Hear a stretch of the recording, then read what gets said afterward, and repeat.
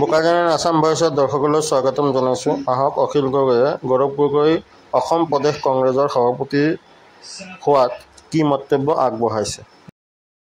আজি AICCয়ে অসমৰ প্ৰদেশ কংগ্ৰেছ কমিটিৰ সভাপতিৰ ৰূপে গৌৰৱ গগৈক নিযুক্তি প্ৰদান কৰিছে। মই গৌৰৱ গগৈলৈ শুভেচ্ছা জ্ঞাপন কৰিছোঁ, অভিনন্দন জনাইছোঁ আৰু আশা কৰিছোঁ যে গৌৰৱ গগৈৰ নিযুক্তিয়ে কংগ্ৰেছ দলৰ সাংগঠনিক কাম কাজ ত্বৰান্বিত কৰাৰ লগতে সমগ্ৰ অসমৰ বিৰোধী ৰাজনৈতিক যি শক্তি সেই শক্তিকো ত্বৰান্বিত কৰিব।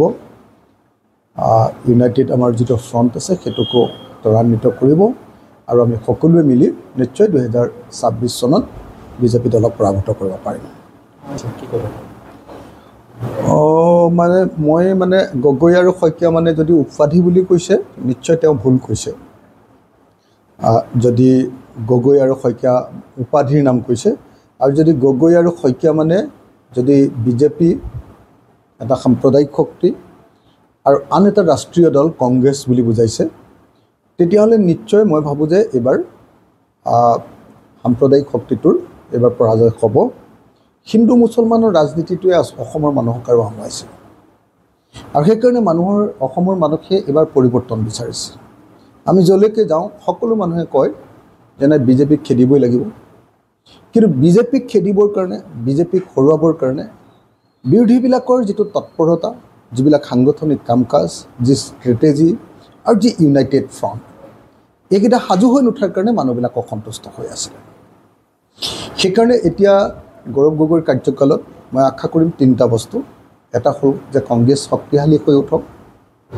দ্বিতীয়তে মই আশা কৰিম যে 2026 চনৰ কাৰণে তেওঁলোকে ৰণনীতি তৈয়াৰ কৰক, তেওঁলোকৰ নিজৰ সাংগঠনিক শক্তি বঢ়াৰ লগতে। আৰু তৃতীয়তে বিৰোধী শক্তিবিলাকক ঐক্যবদ্ধ কৰি 2026 চনত বিজেপিক হৰুৱাবৰ কাৰণে এটা বিৰোধী ঐক্য মঞ্চৰ কাৰণে গৌৰৱ গগৈ আন্তৰিকতাৰে কাম কৰক আৰু বিৰোধীক ঐক্যবদ্ধ কৰক। এই তিনিটা কাম কৰিলে 2026ত আমি বিজেপিক হৰুৱাব পাৰিম। হিন্দু সাম্প্ৰদায়িক দল বিজেপিক হৰুৱাব পাৰিম, মুছলমান সাম্প্ৰদায়িক দল AIDFক হৰুৱাব পাৰিম আৰু তেতিয়া অসমত গণতন্ত্ৰ আকৌ প্ৰতিষ্ঠা হ'ব। আৰু যদি নহয় তেতিয়াহ'লে আকৌ বিজেপি আহিব। গতিকে এইবাৰ গৌৰৱ গগৈৰ ওপৰত, প্ৰদেশ কংগ্ৰেছৰ ওপৰত বহুখিনি কথা নিৰ্ভৰ কৰিব। আশা কৰোঁ আজি গৌৰৱ গগৈ ডাঙৰীয়াক শুভেচ্ছা জ্ঞাপন কৰাৰ লগে লগে একেটা সময়তে তেখেতক 2026 কাৰণে ঐক্যবদ্ধভাৱে আগবাঢ়িবৰ কাৰণে আহ্বান জনাইছোঁ। सरकार द्वारा अनुमोदित प्रदूषण केंद्र पॉल्यूशन सेंटर बोकाजन असम में स्थापित किया गया है। यह केंद्र वाहनों के प्रदूषण की जांच और प्रमाणन PUC पॉल्यूशन अंडर कंट्रोल के लिए सरकारी मान्यता प्राप्त है। यदि आप इसका हिंदी में एक उदाहरण वाक्य चाहते हैं, बोकाजन असम में